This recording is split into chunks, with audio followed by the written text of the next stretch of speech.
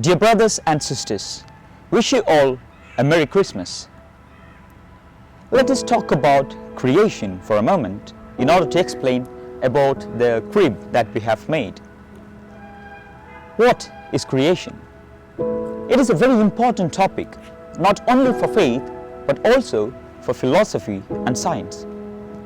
The most common views of creation are quite misleading and may lead to several misunderstandings of the relationship between faith and science. For example, most people think of God as a divine watchmaker who makes the whole of the cosmos, everything that is, like a very complex watch. In this view, God makes the universe, winds it up, sets its initial position and energy, and then He allows it to run on its own power. Some might even want to make this view more nuanced by introducing some complexity to the systems, as even by introducing some random interactions, as if God were a pool player who sets up the whole of the cosmos like a rack of pool balls, and then He breaks it up at Big Bang, unleashing a myriad of unpredictable or even indeterminate interactions of things through time. There is a fundamental problem with views like this in the perspective of Catholic Christian understanding. This mistaken view of creation thinks of it as a past historical event or a moment in time or the very first moment. Now, this again leads to some misleading ideas. In this view, God is no longer involved in the unfolding of things. Even though God might occasionally intervene at a certain point in time through miracles, His creative act would still remain in the past. Likewise, it makes us possible to think of this world that unfolds without any active divine governance or presence within it at all. The Catholic Christian understanding of creation is that this creation was created from nothing, or in Latin, ex nihilo. What it means at the most fundamental level is that the creation does not start from a pre-existing material. Even the very laws of physics, the most fundamental forces, the space-times and structure of material reality itself, all of this means, in some sense, something. But when we are talking about creation from nothing, we are not designating the emergence of determinate matter in the background of indeterminate forces. There is nothing at all, whatsoever it might be, on the background. Nothing at all that exists apart from God. Nothing at all that God acts upon prior to or as the basis of creation. Now, this is very hard for our minds to grasp. We cannot have any clear ideas of pure nothingness.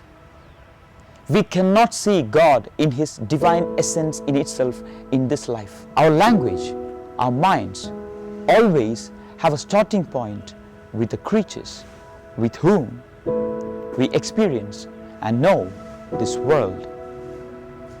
We cannot see God in His divine essence in itself. And that is why we must constantly purify our language as we apply it to God, so that insofar as we can bracket or set aside whatever is creaturely that we speak of Him.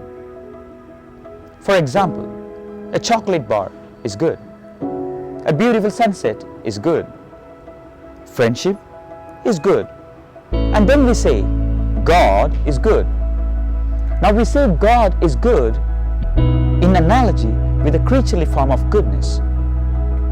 When we talk about the concept of creation, we confront with a similar problem of language, because we think of creation in analogy with our own experience of life in this world coming to be, when it involved creation from nothing.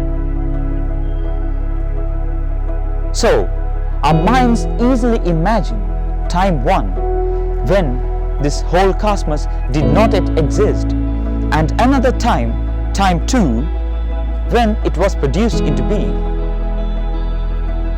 But this is a mistake, because time itself is a creaturely reality. There is no time 1 before creation, and the word before is even quite misleading here. To put it in another way, there is no time or timeline into which God inserts things. Rather, the existence of time itself is bound within the creative activity of God, so that, in sense, it means time itself was created from nothing. God's creative activity manifests the infinity of His power. It also manifests His goodness. In fact, God's goodness is the reason why He creates us. He desires to share the plenitude of His being by creating creatures from nothing. In Genesis chapter 2 we read, God saw all that He made, and it was very good. God's goodness is also the reason why He sent His only Son for us. And that is what we read in Galatians chapter 4 verse 4.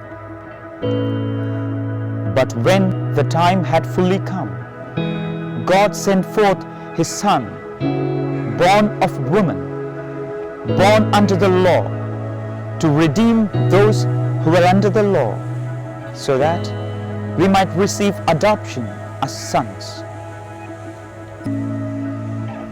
Wish you a Merry Christmas, dear brothers and sisters. Thank you.